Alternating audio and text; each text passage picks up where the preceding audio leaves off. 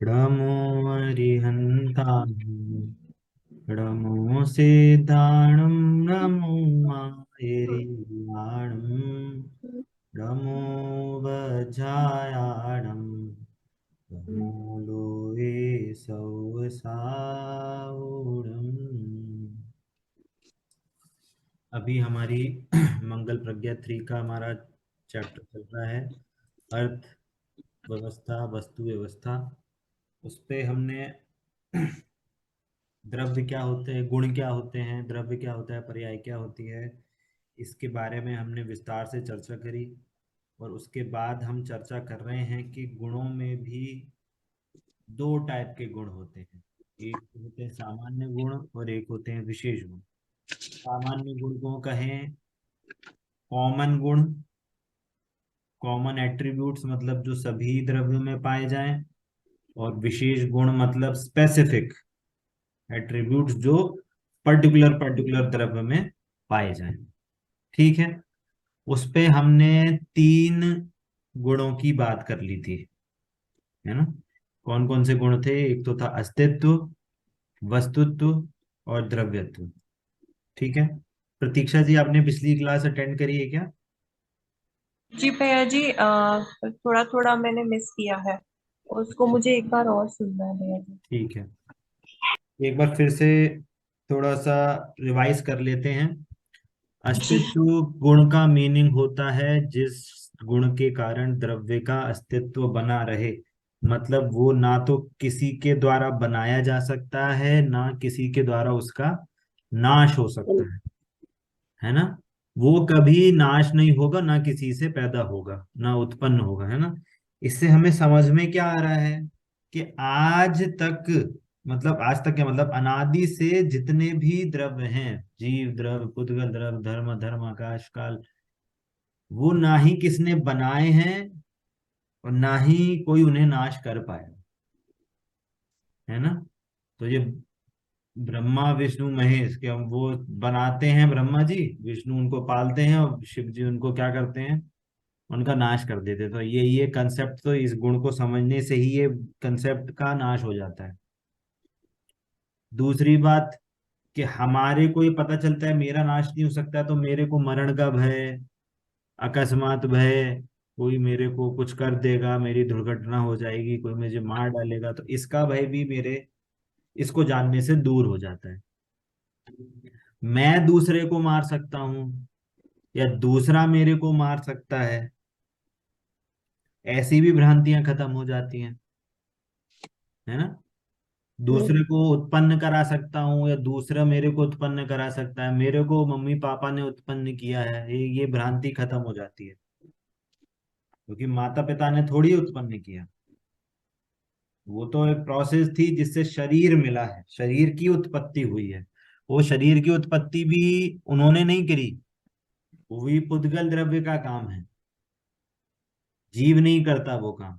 मेरा भी, मेरे को भी किसी ने उत्पन्न नहीं किया, कहीं और मेरा मरण हुआ था, और इस शरीर पे के साथ मेरा, कहना चाहिए, संयोग हुआ है, जन्म हुआ, है ना। तो ये चीजें हमने अस्तित्व गुण को समझने से हमको ये सारे लाभ हुए। फिर हमने समझा वस्तुत्व गुण, है ना।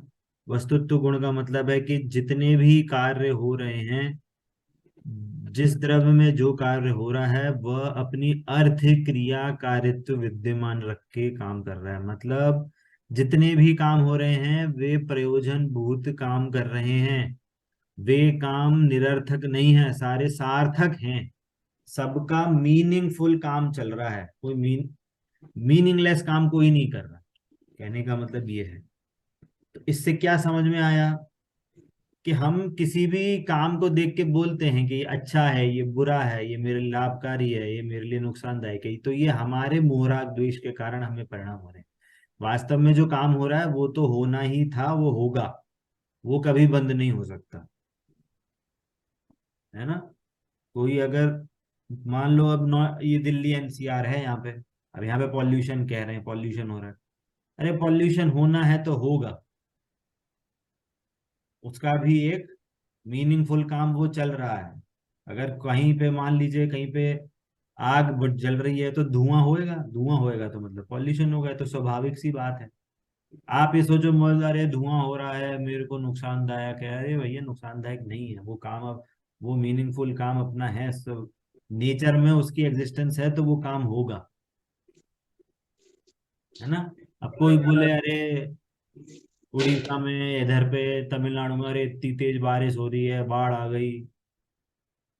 अरे प्राकृतिक काम है, उसका भी मीनिंग है, वो सार्थक काम है, इसका मीनिंग प्रकृति आपको बता रही है, अब पर्यावरण से खिलवाड़ नहीं करो, है ना। दूसरी तीसरी चीज क्या, कि हम किसी भी काम को देखकर उससे उत्तेजित ना होएं, उनको हमें परखने की शक्ति आए। मतलब कि हम कोई भी काम देखते हैं तो हमें ये लगता है अरे क्यों हो रहा है, या हम अपने अपने आप को देखते हैं कि हमें ये दिख रहा है कि हमारे परिणाम गिर रहे हैं या हमारे को बहुत शुभ भाव हो रहे हैं, तो हम उससे अपने को छोटा बड़ा मानते हैं। परंतु वास्तव में जो हमारे परिणाम है वो भी एक कार्य है, वो भी अपना एक प्रयोज मीनिंगफुल काम है, वो प्रयोजनभूत क्रिया हो रही है ना। उससे हमें अपने को अच्छा बुरा नहीं देखना चाहिए, वो क्रिया होगी, वो बिना हो क्रिया हुए रहेगी नहीं। जब तक हमें मोक्ष नहीं होगा तब तक हमें घर गृहस्थी के परिणाम होंगे, मतलब मुनिराज के अलावा जब तक हम मुनिराज नहीं बनेंगे तब तक हमें घर गृहस्थी के भाव होंगे। अब कोई ये बोले कि अरे हमें घर गृहस्थी के भाव होते हैं, हमें कितना पाप बन रहा है, अरे अभी ऐसी योग्यता है ना आपकी, तो जिसकी जैसी योग्यता होती है वो उसको उस रूप भाव होते हैं, वो वैसी उसकी क्रिया होती है। ठीक है, समझ में आता है। तो ये चीज हुई हमारी क्या, वस्तुत्व गुण की बात। और फिर क्या बात आई, द्रव्यत्व गुण की बात। द्रव्यत्व गुण मतलब कि जिस गुण के कारण द्रव्य में निरंतर पर्याय होते हैं, द्रव्य में निरंतर अवस्था बदलती रहती है। इसका मीनिंग कोई भी वस्तु एक जैसी नहीं रहेगी, हमेशा बदलेगी। शरीर छोटा था तो बड़ा हो गया, जवान था तो बूढ़ा होएगा, बाल काले थे तो सफेद होएंगे, घर नया था तो पुराना होगा, मोबाइल नया लिया था तो पुराना होगा, कपड़े नहीं लिए तो कटेंगे फटेंगे। मतलब हर वस्तु में पर्याय होती हैं। इसका मीनिंग क्या है, इसका मीनिंग ये है कि कोई भी परमानेंट नहीं है। पर्याय को हमारी दृष्टि क्या रहती है, हमें हमें हमेशा पर्याय दिखती है, हमारा ज्ञान हमेशा पर्याय को देखता है, हमारी पर्याय दृष्टि बन रही है। और हम ये नहीं समझते कि पर्याय भी नश्वर है, पर्याय चेंजेबल है, पर्याय परमानेंट नहीं है। तो इस गुण के को समझने से हमें ये समझ में आ रहा है कि कोई भी पर्याय जब परमानेंट नहीं है तो हम पर्याय दृष्टि छोड़ दें। क्यों कर रहे हैं हम पर्याय दृष्टि, है ना। तो हमारी इससे पर्याय दृष्टि छूटती है। एक और चीज समझ में आती है कि जब चीज सब चेंजेबल है तो हमें उस पर्यायों का लक्ष्य छोड़कर ध्रुव का लक्ष्य करना चाहिए। मतलब हम अपने आप को क्या देखते हैं कि यार ये शरीर है, हम छोटे थे, हम बड़े हो गए, हम लड़की हैं, हमारे ऐसे भाव होते हैं, तो ये सब चीजें क्या, ये हमेशा चेंजेबल चीजें हैं। चेंजेबल चीजों का लक्ष्य करने से कभी मोक्ष मार्ग चालू नहीं होता, मिथ्या दर्शन ही बना रहता है। तो यदि हम अपने ध्रुव तत्व को, ध्रुव शुद्धात्मा को जानेंगे तो हमें सम्यक दर्शन प्रकट होगा, है ना। तो ऐसी कुछ कुछ चीजें हमने द्रव्यत्व गुण को समझने से हमारे को समझ में आई। अब आगे कौन कौन से गुण बचे हुए थे, आगे अगुरु लघुत्व गुण। ठीक है, अगुरु लघुत्व गुण का मतलब क्या है कि जिस गुण के कारण द्रव्य का द्रव्यपना कायम रहता है, अर्थात एक द्रव्य दूसरे द्रव्य रूप नहीं होता, एक गुण दूसरे गुण रूप नहीं होता, द्रव्य में रहने वाले अनंत गुण बिखर कर अलग अलग नहीं हो जाते, उसे अगुरु लघुत्व गुण कहते हैं, है ना। इसका मीनिंग क्या है, ये बहुत बड़ी परिभाषा है है ना। पर इसके हम पार्ट पार्ट करके हम इसका डेफिनेशन, इसकी मीनिंग समझेंगे। क्या मीनिंग है कि द्रव्य का द्रव्यपना कायम रहता है। इसका मीनिंग, जो जिस द्रव्य रूप से है वो उसी द्रव्य रूप बना रहता है। जीव है तो जीव बना रहता है, पुद्गल है तो पुद्गल बना रहता है, धर्म है तो धर्म, आकाश है तो आकाश, काल है तो काल। जो जिस द्रव्य रूप है वो उस रूप बना रहता है, वो चेंज नहीं होता, उसका टाइप चेंज नहीं होता कभी, कि जीव कभी पुद्गल बन जाए कि पुद्गल कभी जीव बन जाए। ठीक है, इसका मीनिंग क्या था कि एक द्रव्य दूसरे द्रव्य रूप नहीं होता। ठीक है, पहला मीनिंग ये निकला। दूसरा क्या बोल रहे हैं कि एक गुण दूसरे गुण रूप नहीं होता। मतलब कि जो भी गुण हैं वो गुण कभी मिक्स नहीं होते। सारे गुण अपनी अपनी एग्जिस्टेंस रखते हैं, सारे इंडिपेंडेंट होते हुए भी डिपेंडेंट भी हैं। इंडिपेंडेंट है मतलब सारे काम अपना अपना काम करते हैं, डिपेंडेंट है मतलब वो द्रव्य में डिपेंडेंट है, जो जिस द्रव्य का गुण है वो उस द्रव्य में रहता है, बाहर नहीं जाता, है ना। एक गुण दूसरे गुण रूप नहीं होता, इसलिए मतलब इंडिपेंडेंट है। और ये नेक्स्ट लाइन कि द्रव्य में रहने वाले अनंत गुण बिखर कर अलग अलग नहीं हो जाते, इसका मतलब है कि वो द्रव्य में द्रव्य के साथ डिपेंडेंट है ना। तत्वार सूत्र में ऐसी परिभाषा ये द्रव्य आश्रया निर्गुणा गुणा। मतलब कि जितने भी गुण हैं वो द्रव्य के आश्रय से ही रहते हैं, है ना। तो जब द्रव्य का द्रव्यपना कायम है तो द्रव्य कभी चेंज नहीं होता, गुण कभी एक दूसरे रूप नहीं होते, और द्रव्य में गुण कभी बिखर कर अलग अलग नहीं होते, है ना। अब इसका तो ही है मीनिंग। इसको समझने से क्या लाभ है?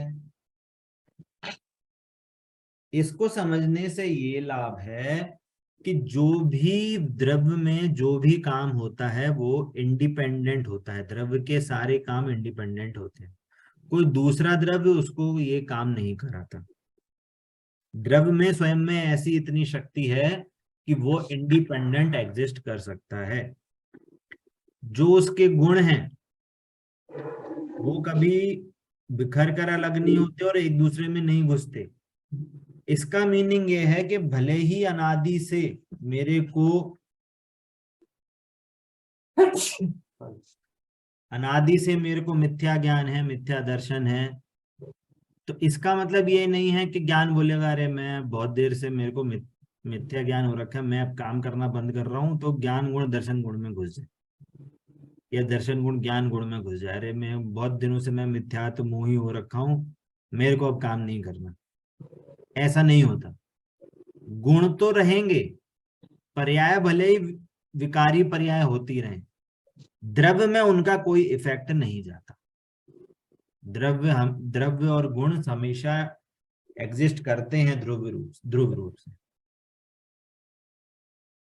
ठीक है, क्लियर हो रहा है सभी को? हम्म। हम्म। हाँ। जी भैया जी। ये अभी नेक्स्ट की जो दो गुण हैं वो बहुत इंटरेस्टिंग है ना। एक है प्रमेयत्व और एक है प्रदेशत्व, है ना। प्रमेयत्व का मीनिंग है कि जिस गुण के कारण द्रव्य किसी ना किसी ज्ञान का विषय अवश्य बनता है। क्या बोला? जिस गुण के कारण जो भी द्रव्य है वो किसी ना किसी ज्ञान का विषय अवश्य बनेगा, मतलब वो वस्तु किसी ना किसी ज्ञान में अवश्य जानने में आएगी। इसका मीनिंग ये है कि यदि हम कोई काम छिपके करते हैं तो हमारे छिपे रहते हुए हमें सोचे कोई उसको नहीं जान रहा है, तो ये हमारी भ्रांति गलत है। क्यों? अरे छिपके जान रहे हो तो आप स्वयं तो जान ही रहे हो ना वो काम कि क्या हो रहा है। और अगर आप आंख बंद करके वो देख भी नहीं रहे हो और वो हो रहा है काम, तो केवल ज्ञानी तो जान ही रहे, है ना। दूसरी बात कि इसके जानने से हमारे को केवल ज्ञान की सिद्धि भी होती है। इस गुण को जानने से कैसे होती है कि ये बोल रहे हैं कि किसी न किसी ज्ञान का विषय बनेगा। तो कितने ज्ञान होते हैं भैया? 5 ज्ञान होते हैं। तो पहला क्या है कि मति ज्ञान। तो मति ज्ञान की क्या है? मति ज्ञान की लिमिट है कि जितना इंद्रियों से वो जान पाएगा उतना ही वो, उतनी उसकी लिमिट है सिर्फ, है ना। अब जैसे मैं रूम पे बैठा हूँ, लाइट जल रही है, लैपटॉप रखा है, गेट पंखा दी, बस इतनी चीजें ही जान सकता हूँ, उसके आगे नहीं जान सकता। श्रुत ज्ञान है, श्रुत ज्ञान की भी इतनी ही लिमिट है। अब उससे ज्यादा अगर कोई वस्तुओं को जानेगा तो श्रुत ज्ञान में जानने, वो अवधि ज्ञान में जानने में आ जाएगा। क्षेत्र आदि का 5 किलोमीटर 10 किलोमीटर की चीजें जान लें, पूर्व भाव की चीजें जान लें, आगे भाव की चीजें जान लें। वो उससे और वस्तुएं ज्यादा हैं तो मन पर्याय जान लेता है। और उससे भी अगर सारी चीजें कोई जानता है तो केवल ज्ञान है। तो मतलब केवल ज्ञान एक है, एग्जिस्टेंस है कि जिसमें सारी वस्तुएं जानने में आती है ना। और इसको, इससे ना ये तार्किक वे में भी सिद्धि होती है इसकी, कि कोई कहे कि नहीं, ऐसी कोई ना कोई तो वस्तु है कि जो केवल ज्ञान नहीं जान सकती। तो तुम्हें कैसे पता? कह रहे हमें पता है, वो हम जानते हैं। अरे फिर तुमने कैसे ये जान लिया कि बाकी केवल ज्ञानी नहीं जानते? तो मतलब तुम ही केवल ज्ञानी हो गए।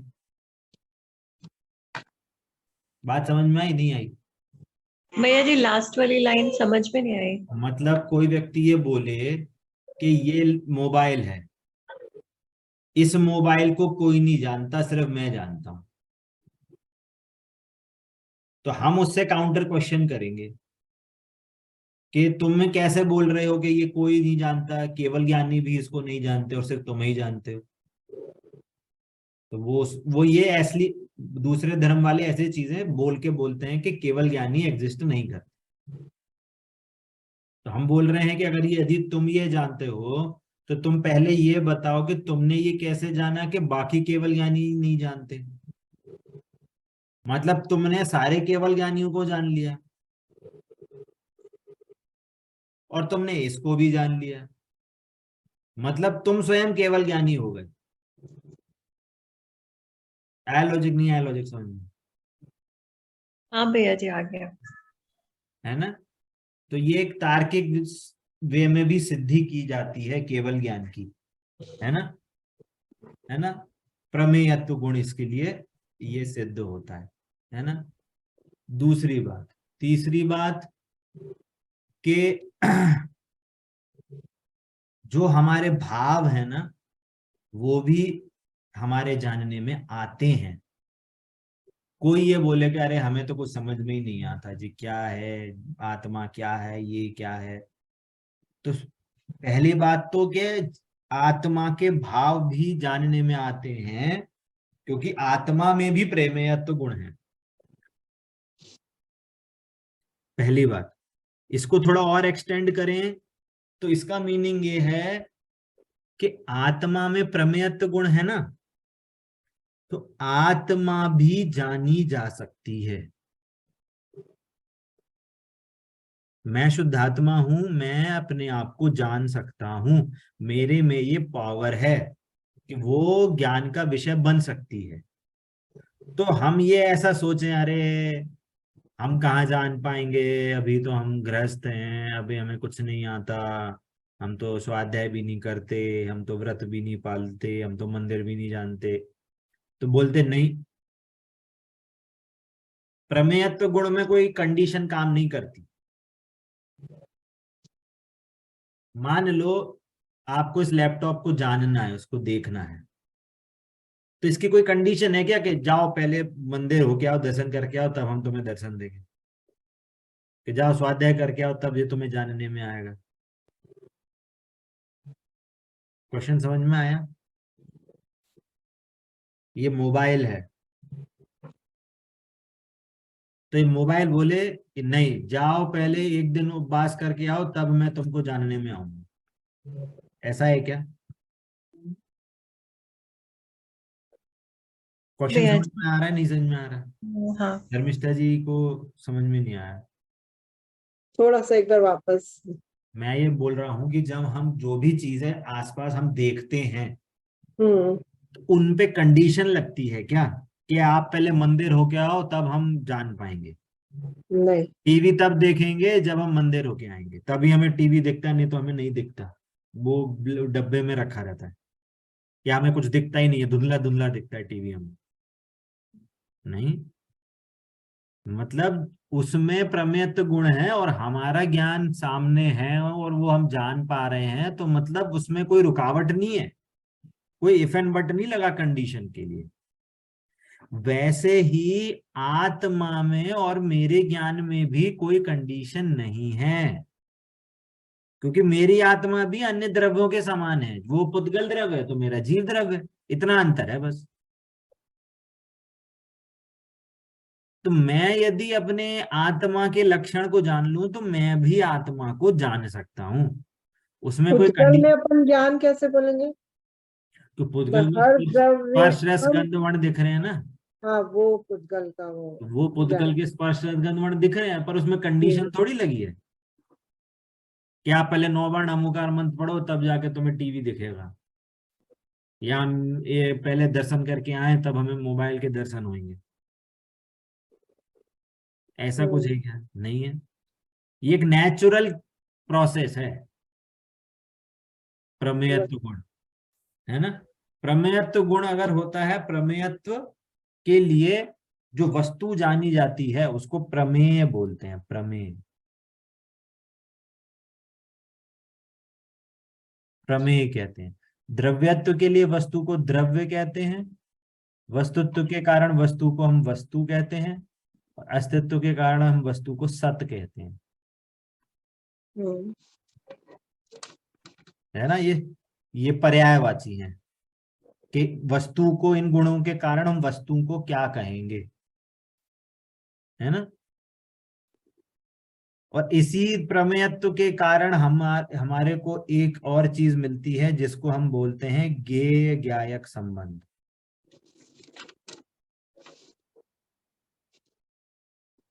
ज्ञेय ज्ञायक संबंध मतलब क्या? कि जो वस्तु है वो है प्रमेय। प्रमेय कहें ज्ञेय कहें एक ही बात है। ज्ञेय मतलब जानने में आने वाली वस्तु, उसको हम बोलेंगे प्रमेय, क्या कहें ज्ञेय, है ना? और जो जान रहा है उसको बोलते हैं ज्ञायक, है ना? तो हम क्या बोल रहे हैं कि आत्मा में प्रमेय गुण है, मेरी आत्मा में प्रमेय गुण है, और ज्ञान जानने वाला है, ज्ञान की पर्याय जानने वाली है। तो जैसे ज्ञान ने टीवी फ्रिज कूलर को जाना क्योंकि उनमें भी प्रमेय गुण था, वैसे भी मेरे में प्रमेय गुण है, तो मैं भी अपनी आत्मा को बिना किसी कंडीशन के जान सकता हूं, बशर्ते मेरे को उसका लक्षण पता हो, उसको वो मेरे को पकड़ में आ जाए।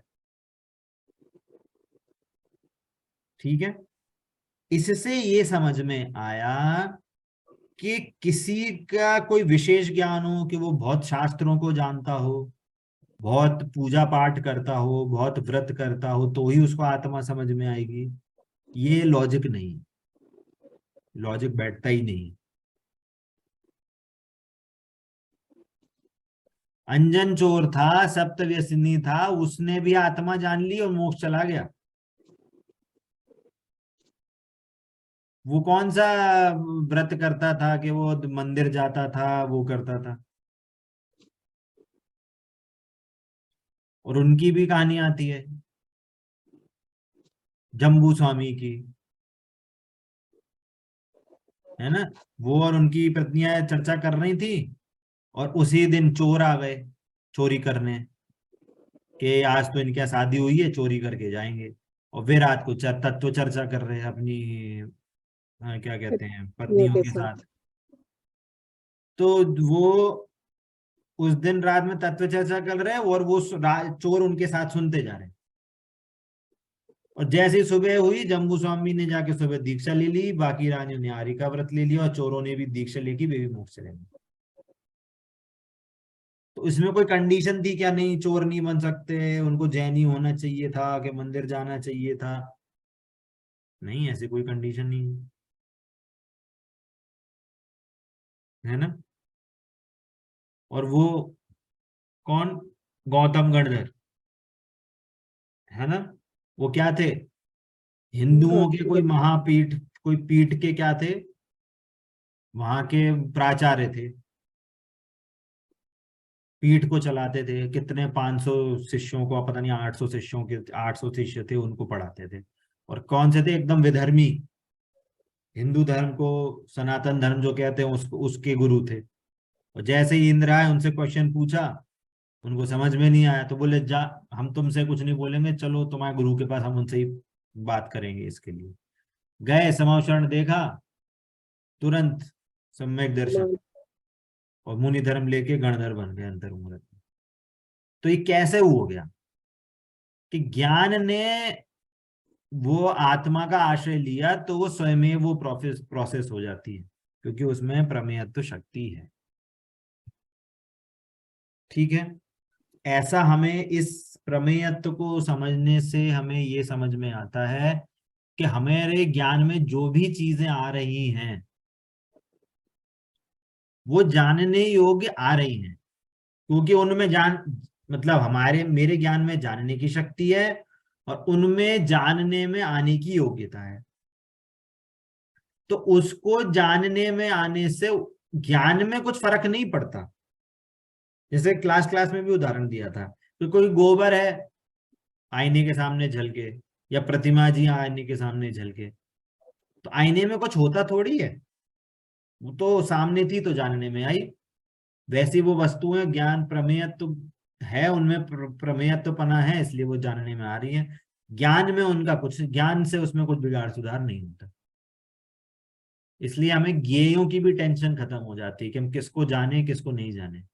इसलिए केवल ज्ञानी भगवान, मतलब केवल ज्ञान में अनंत भगवान को, सिद्ध भगवान को सारी वस्तुएं जानने में आती हैं, तो उनको टेंशन नहीं होती। अरे इतने सारे नारकी क्यों जानने में आ रहे हैं, अरे ये इतने सारे लोग की चेंचे पे पे क्यों सुनने में आ रही हैं, इतनी आवाज हो रही है चिड़ियों की, इनकी उनकी, जानवरों की, तो वो क्यों जान।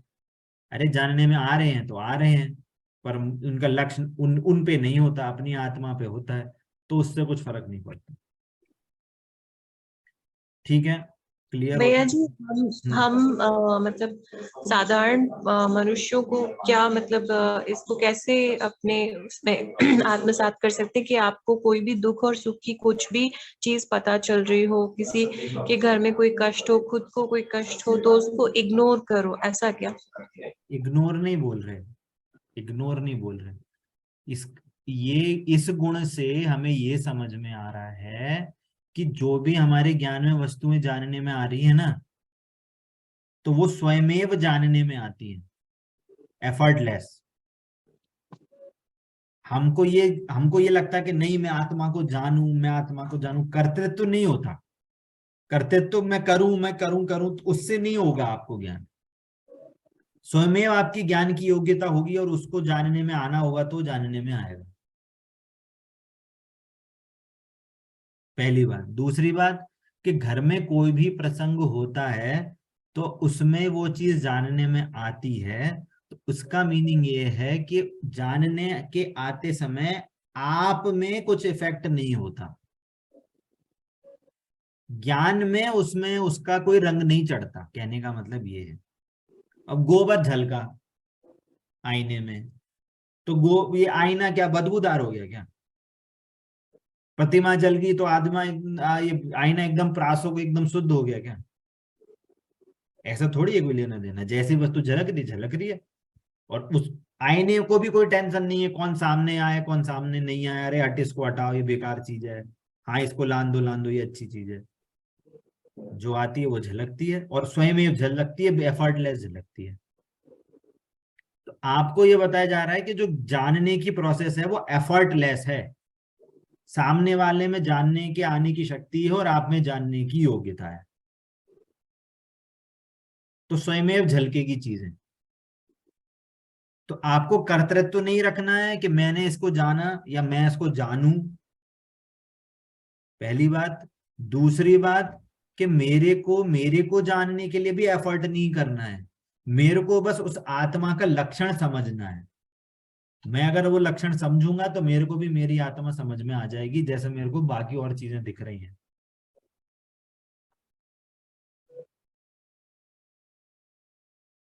है ना, ये है इसका मीनिंग। अभी वो घर के प्रसंगों की बात नहीं चल रही कि घर के प्रसंग क्या, मैं बोला कोई भी चीज जानने में आए, जी भैया एक्स जी। वाई जेड, है ना। अभी ज्ञान की बात चल रही है, राग द्वेष की बात नहीं चल रही। ठीक है, क्लियर होता है। तो ये हुआ हमारा प्रमेयत्व गुण। ठीक है, लास्ट है प्रदेशत्व गुण, है ना।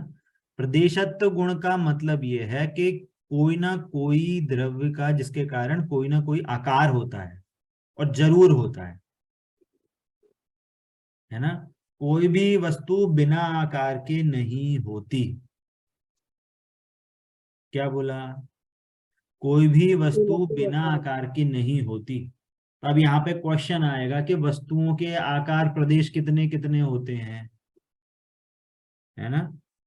तो उसको भी हम समझ लेते हैं कि आत्मा के प्रदेश होते हैं असंख्यात। ठीक है, पुद्गल के प्रदेश होते हैं एक प्रदेशी। कौन होता है एक प्रदेशी? कि शुद्ध पुद्गल परमाणु। अगर एक पुद्गल परमाणु अकेला है तो वो एक प्रदेशी होएगा। अदरवाइज अगर दो दो दो मिल गए तो संख्यात हो जाएंगे। संख्यात प्रदेश भी हो सकते हैं, असंख्यात भी हो सकते हैं, और अनंत भी हो सकते हैं।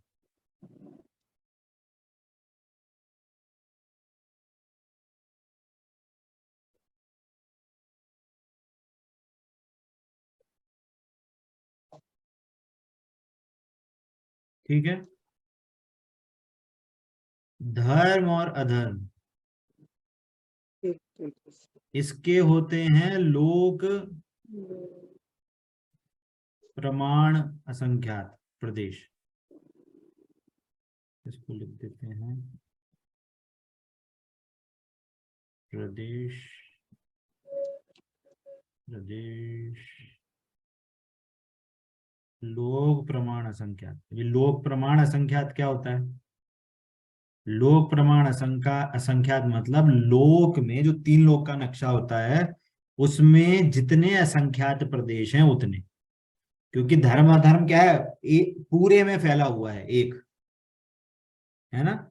जैसे कि हमने एक कटोरी चीनी ली, तो हमने पूछा एक कटोरी में कितने दाने हैं, तो हम ऐसे नहीं बता सकते कितने, पर आप ये समझ लो हमने कितनी चीनी ली कि एक कटोरी प्रमाण इतने दाने हमने चीनी के लिए थे। उतने दाने के मतलब 1 करोड़ कटोरी प्रमाण। अब पूछे कितने धर्म के कितने प्रदेश हैं, कि लोक प्रमाण असंख्यात मतलब लोक में जितने असंख्यात प्रदेश हैं उतने उसके प्रदेश हैं। ठीक है, आकाश के कितना है प्रदेश? आकाश के अनंत प्रदेश हैं, क्योंकि वो लोक में तो फैला ही हुआ है, लोक के बाहर भी फैला हुआ है। ठीक है,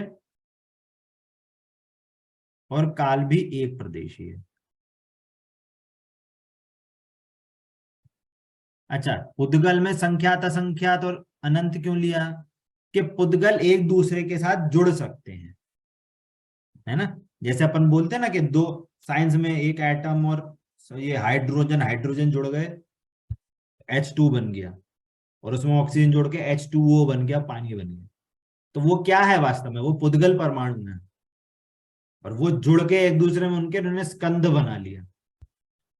इसका मीनिंग है, ये स्कंद कहते हैं इनको, स्कंद, उद्गल स्कंद।